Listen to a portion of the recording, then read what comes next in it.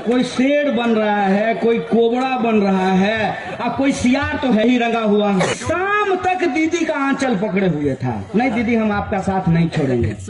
रात में income tax से फोन आया और भोरे मोदी जी के दफ्तर में पहुंच गए। तो पहले भाजपा का नारा लगाइएगा जय श्री राम, फिर टीएमसी का नारा लगाइएगा जय सिया राम।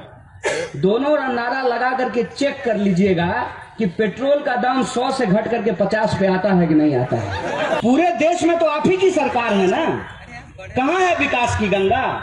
हम भी विकास को ढूंढ रहे हैं। विकास वैसे गायब है जैसे गधे के सर से सींग गायब होता है। जिनका फोटो पहले दीदी के अगल बगल में लगा होता था, आजकल उनका फोटो मोदी के अगल बगल में लगा होता है। यही तो फर्क है। पुराना ही जहर है, नए बोतल में नए पैकेजिंग के साथ आया है। ज्यादा फर्क तो है नहीं।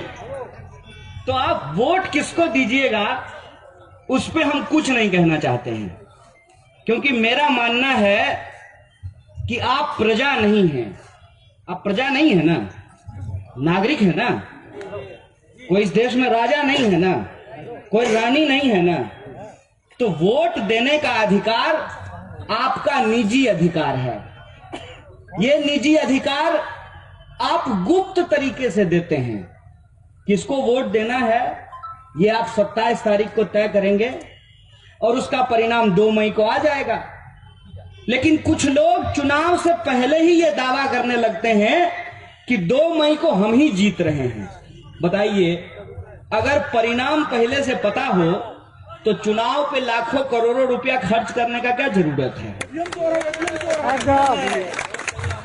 असली मसला क्या है? असली मसला ये है कि ये लोग हम लोगों को, आपको और हमको नागरिक समझना बंद कर दिए हैं।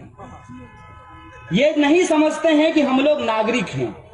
अरे भाई, वोट हमारा, अधिकार हमारा, देश हमारा, चुनाव हमारा। हम तय करेंगे कि कौन आएगा और कौन जाएगा। तुम कौन होते हो तय करने वाले? इसीलिए आप किसको मत दीजिएगा ये आपका निर्णय है। मैं भी चुनाव लड़ा हूं और मैं अपने चुनाव प्रचार में भी खुद के लिए वोट नहीं मांगता था। सही बात है भैया। मैं ये कहता था कि आप अगर हमें समर्थन करेंगे तो हम आपके लिए अच्छे स्कूल के लिए लड़ेंगे, हम आपके लिए अच्छे अस्पताल के लिए लड़ेंगे, हम आपके लिए अच्छी सड़क के लिए लड़ेंगे, हम आपके बच्चों के भविष्य को सुरक्षित बनाने का प्रयास करेंगे।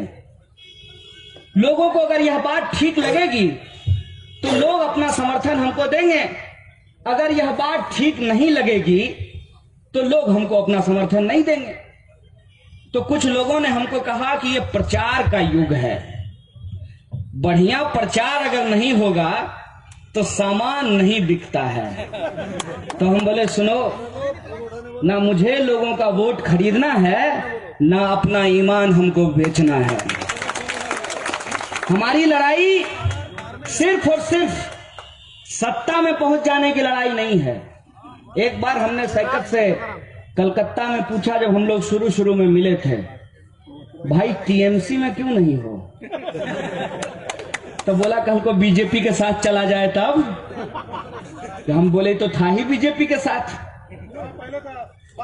1998 में तृणमूल कांग्रेस का भाजपा के साथ अलायंस था।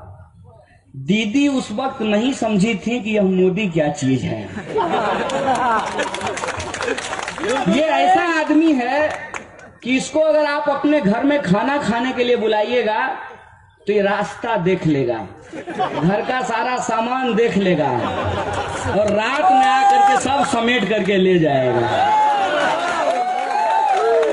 दीदी अलायंस की टीएमसी से, बीजेपी से, एक ही बात है। अलायंस किया, वो आ गया, देख लिया कौन कौन कहां कहां पैसा चुरा करके रखता है। एक तरफ दीदी, दूसरे तरफ ईडी। तो लोग दीदी का साथ छोड़ दिया और ईडी के दर से बीजेपी में शामिल हो गए। यही हुआ है ना। अब आप हमको बताइए दीदी और ईडी के इस लड़ाई में आपको नौकरी मिलेगी क्या? ट्राई करके देख लीजिएगा, दोनों नारा लगाइएगा। पेट्रोल पंप पे जाइएगा और पेट्रोल पंप का मीटर देखिएगा और उसको कहिएगा कि 1 लीटर पेट्रोल हमारे मोटरसाइकिल में डाल दीजिए। और जब वो तेल डालने लगे तो पहले भाजपा का नारा लगाइएगा, जय श्री राम। फिर टीएमसी का नारा लगाइएगा, जय सिया राम। दोनों नारा लगा करके चेक कर लीजिएगा कि पेट्रोल का दाम 100 से घट करके 50 पे आता है कि नहीं आता है। क्या अगर नारे में इतनी ताकत हो तो पेट्रोल का दाम घट देना चाहिए। अगर तब भी ना घटे तो सामने ही हंसता हुआ नूरानी चेहरा होगा मोदी जी का, उनकी तरफ देख लीजिएगा और कहिएगा 56 इंच के साहबजादे जरा अपनी नजर घुमाओ, इस मीटर की तरफ देखो और इसका दाम 100 से 50 करके दिखाओ, तब समझेंगे असल समस्या क्या है। इस बात को हम लोगों को समझना बहुत जरूरी है। समस्या यह है कि हमारे जीवन की जो वास्तविक समस्याएं हैं, जिसको अंग्रेजी में कहते हैं रियल इशूज, अल्लाह मेरा है, उस धरती पर तलवारें क्यों निकली थी? आपस में एक गांव के लोग आधे इधर जाओ, लग रहा था जैसे शोले का पिक्चर चल रहा हो और असरानी जेलर हो, आधे इधर जाओ आधे इधर जाओ, बाकी मेरे साथ आओ। एक ही परिवार के आधे लोग उधर चले गए और आधे इधर रह गए। एक ही परिवार के लोग, गांव बीच से अचानक से बांट दिया गया। जिस नीम के पेड़ के डाल पर कभी झूला झूलते हुए सावन के गीत गाते थे, वो उस तरफ चला गया और झूला झूलने वाले इंसान, सजन इस तरफ सजनी उस तरफ। ये हुआ था कि नहीं हुआ था? वो विभाजनकारी चीज जिसका दर्द इस देश में अगर कोई सबसे ज्यादा झेला है तो वो एक बंगाल है, दूसरा पंजाब है। आप पंजाब जाकर के देख लीजिए, भाजपा को कोई पांव भी वहां रखने के लिए नहीं देने के लिए तैयार है। अभी कृषि कानून पेश किया गया, पंजाब के लोगों का इतना दबाव था कि मोदी जी की कृषि मंत्री को ही रिजाइन करना पड़ा। जो लोग अपनों को खोते हैं, जिन्होंने नफरत में जलते हुए घर और गांव देखे हैं, वो जानते हैं कि धर्म की राजनीति के नाम पर, धर्म के नाम पर समाज को बांटने वाले लोग कितने खतरनाक होते हैं। ये इतिहास उनको याद है और वही इतिहास भाजपा बंगाल में आकर के दोहराना चाहती है। कह रही है जय श्री राम। अरे बोलिए ना भाई, कोई जय श्री राम बोले, कोई जय सिया राम बोले, लेकिन ये धरती खुदी राम की थी, है और रहेगी। इस बात को आप याद रख लीजिएगा। इस बात को आप याद रख लीजिएगा कि इस देश की आजादी को बचाने के लिए राम प्रसाद बिस्मिल और अशफाक उल्लाह खान ने एक साथ जान गंवाई थी, एक साथ शहादत दी थी। उस विरासत को यह जो तोड़ने की कोशिश की जा रही है, उस कोशिश को हम लोगों को समझना पड़ेगा। और यह जो तमाम चीजें आपके इर्द गिर्द हो रहा है, उसके प्रति आपको प्रजा की तरह नहीं, एक नागरिक की तरह सोचना पड़ेगा। मन में आपके एक बार यह विचार आना चाहिए कि किसका पैसा है जो पानी की तरह चुनाव में बहाया जा रहा है। ये किसका पैसा है?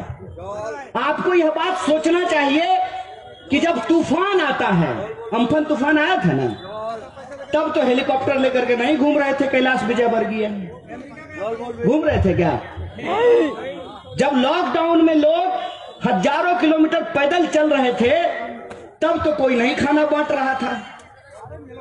इस देश के भीतर जब आम लोग अपनी समस्याओं में जूझ रहे होते हैं, तब तो कोई नहीं आता है पूछने के लिए। हम ये नहीं कह रहे हैं कि आप किसके पक्ष में खड़ा होना चाहते हैं, लेकिन एक बात आप हमको सोच करके बताइए कि कोई सरकार हो सकती है कि आपकी अपेक्षाओं पे खरी ना हुई हो सकता है कि किसी सरकार के प्रति आपके मन में शिकायत हो, लेकिन आप अपनी कमाई से शांति से अपने घर में जो खाना खाते हैं, कोई सरकार ऐसी चुन करके आए जो खाना भी ना दे, काम भी ना दे और आपका सुख चैन छीन ले। ऐसी सरकार को आप इस राज्य में लाना चाहते हैं कि नहीं लाना चाहते हैं, इसका विचार आपको करना पड़ेगा। और जिनको लगता है कि वाम फ्रंट का सरकार देख लिए, दीदी का सरकार देख लिए, एक बार भाजपा को भी देख लेते हैं। नया पार्टी है, फेयर एंड लवली है।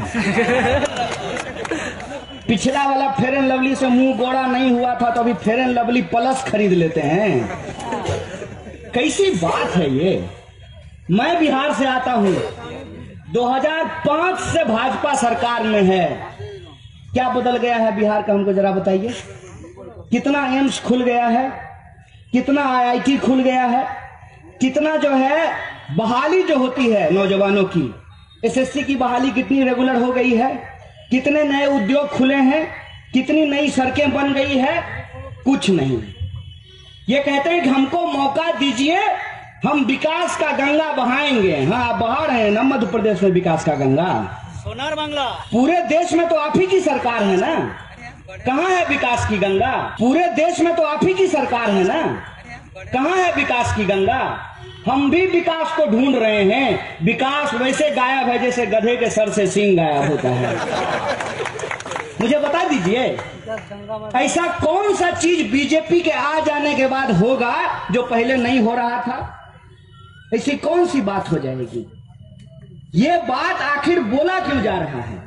इसके पीछे साजिश क्या है? इस साजिश को आप समझिए। वो आकर के ये बात नहीं करते हैं, ये नहीं बोलते हैं कि हम बंगाल में विकास कैसे करेंगे, वो हम धर्म कैसे मानेंगे, हम पूजा कैसे करेंगे, हम उपासना कैसे करेंगे, इस पे आकर के ज्ञान देते हैं। सुनो, भगवान हमारे, भक्त हम उनके, तुम कौन हो बीच में भाई? हमको कौन भगवान का कैसे पूजा करना है, हमको सजदे में कैसे सर झुकाना है, ये तुम तय करोगे। सरकार का काम लोग धर्म को कैसे पालन करेंगे ये बताना थोड़ी होता है। सरकार का काम होता है कि हमने आपको वोट दिया है, आप हमको सुरक्षा दीजिए, आप हमको नौकरी दीजिए, आप हमको सड़क दीजिए, आप हमको बिजली दीजिए, आप हमको पानी दीजिए। सरकार का काम ये होता है ना। आजकल नया भाषण देना शुरू किए हैं, बोल रहे हैं कि जीत करके आएंगे तो नवन्ना से वापस जो है सेक्रेटेरिएट को राइटर बिल्डिंग में लेकर के जाएंगे, आप चांद पे लेके चले जाइए, मंगल ग्रह पे लेके चले जाइए। उससे क्या होगा? सेक्रेटेरिएट को आप नवन्ना ले जाएं कि राइटर ले जाएं, अगर उस सेक्रेटेरिएट में बंगाल के नौजवानों के लिए रोजगार की भर्तियां नहीं निकलती हैं तो वो सेक्रेटेरिएट हमारे लिए कोई काम का नहीं है। हमको यह समझना पड़ेगा कि असली सवालों को गुमराह क्यों किया जाता है, क्यों भटकाया जाता है, और भटकाने के लिए बढ़िया बढ़िया कैमरा और बढ़िया बढ़िया गेटअप का इस्तेमाल किया जाता है। अभी मैं पटना से आ रहा हूं, एक पत्रकार ने हमको पूछा कि मोदी जी दाढ़ी बढ़ाए हैं, इसका क्या राज है? हम बोले सुनो, मोदी जी दाढ़ी बढ़ा लें कि चूल कटवा लें, कि उसको जो है ललका रंग से रंगवा लें कि हरियरका रंग से रंगवा लें, उससे हमको क्या लेना देना है? उनका दाढ़ी है, उनका बाल है, मन है तो बढ़ा लें, मन है तो कटा लें, इससे हमको क्या लेना देना है? तो आप उनकी दाढ़ी का बंगाल चुनाव पे कोई इम्पैक्ट देखते हैं कि नहीं देखते हैं? हम बोले भारी बुड़वक आदमी है जी। मैंने बंगाल के लोगों को इतना समझ नहीं है क्या कि वो किसी का दाढ़ी देख करके वोट दे देगा? हम ऐसे ही उस पत्रकार को डांट रहे थे और हमको पता नहीं था कि इस गेटअप का सचमुच में कोई मतलब है। जब हम आए, कलकत्ता एयरपोर्ट से बाहर निकले तो हर तरफ जो है मोदी जी अभिनय करते हुए नजर आए जैसे वो रविंद्रनाथ टैगोर हैं। हर पोस्टर पे जो है कहीं हाथ जोड़ के खड़ा हैं, कहीं आसमान में उंगली दिखा रहे हैं। तो हमको लगा कि मोदी जी प्रधानमंत्री पद से इस्तीफा दे करके बंगाल चुनाव में मुख्यमंत्री पद का उम्मीदवार हो गए हैं क्या? हर जगह उनका फोटो दिख रहा था। तो हम पूछे उनको, तो जो है एक हमारे दोस्त हैं, उन्होंने कहा, महाराज शुभ शुभ बोलिए। शेरू दिल्ली में बैठा हुआ है तो उसको पालने के चक्कर में 100 रुपये लीटर पेट्रोल खरीद रहे हैं, उसको यहाँ बंगाल भेज दीजिएगा तो 150 रुपये लीटर पेट्रोल खरीदना पड़ेगा। और ऊपर से वो कोबरा अलग से आ गए हैं। मैंने ये जो नेता लोग हैं ऐसा लगता है जैसे चिड़िया खाना में रहता हो। कोई शेर बन रहा है, कोई कोबरा बन रहा है, और कोई सियार तो है ही रंगा हुआ। मैंने सियार रंगा हुआ इस तरीके से है कि शाम तक दीदी का आंचल पकड़े हुए था, नहीं दीदी हम आपका साथ नहीं छोड़ेंगे। रात में इनकम टैक्स से फोन आया और भोरे मोदी जी के दफ्तर में पहुंच गए।